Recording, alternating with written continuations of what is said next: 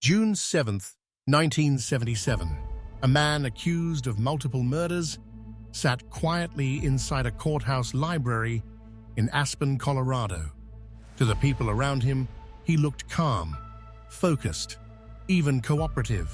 Nothing seemed unusual, but what happened next would leave investigators stunned. Within moments, he would leap from a second-story window, disappear into the mountains, and launch one of the most embarrassing manhunts in modern criminal justice history. The man's name was Ted Bundy, and this was only his first escape, because unbelievably, he would do it again. Before the escape, there was the man himself. Ted Bundy didn't fit the image many people expected. He was educated, well-spoken, and capable of appearing charming and trustworthy. Those qualities often helped him gain people's confidence. As investigations expanded during the 1970s, authorities began linking Bundy to multiple violent crimes involving young women.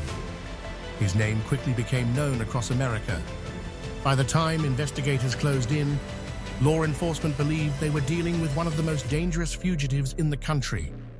But even after his arrest, the danger wasn't over. In many ways, it was only beginning. In 1975, authorities arrested Bundy following a traffic stop. At first, officers discovered suspicious items. As investigators dug deeper, evidence began connecting him to multiple cases. The case against him strengthened. Prosecutors prepared for trial. Victims' families hoped justice was finally approaching. For investigators, it appeared the long search was ending. They had their suspect, they had evidence, and they had him behind bars. What they didn't realize was that Bundy was already studying his next opportunity. As his trial approached, Bundy made an unusual decision. He chose to participate heavily in his own legal defense. This decision gave him access and freedoms many inmates wouldn't normally receive. He spent time reviewing legal materials, studying court procedures, moving around courthouse areas under less restrictive conditions than typical prisoners. To Bundy, every moment was valuable. Every hallway, every room, every routine. Because while prosecutors were preparing for trial, he was preparing for something else, an escape. Bundy was known for paying attention to details. Inside the courthouse, he observed routines. Who was watching? Who wasn't? Which areas had less supervision? Where opportunities might exist?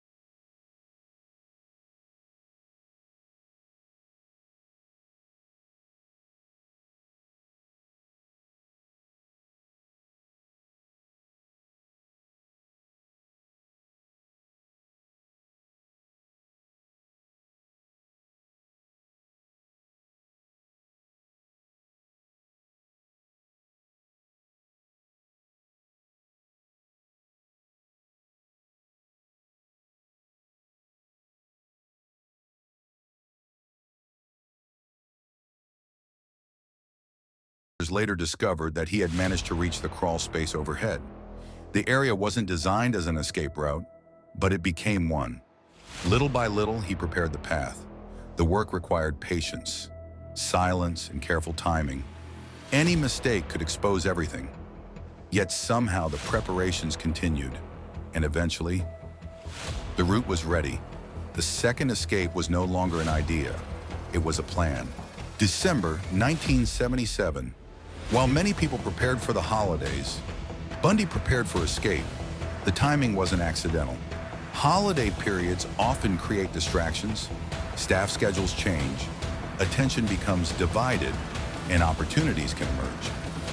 That night, Bundy put his plan into motion. He climbed through the opening, entered the crawl space above, and began moving through areas guards never expected a prisoner to reach. Step by step, foot by foot, he moved closer to freedom, and nobody noticed.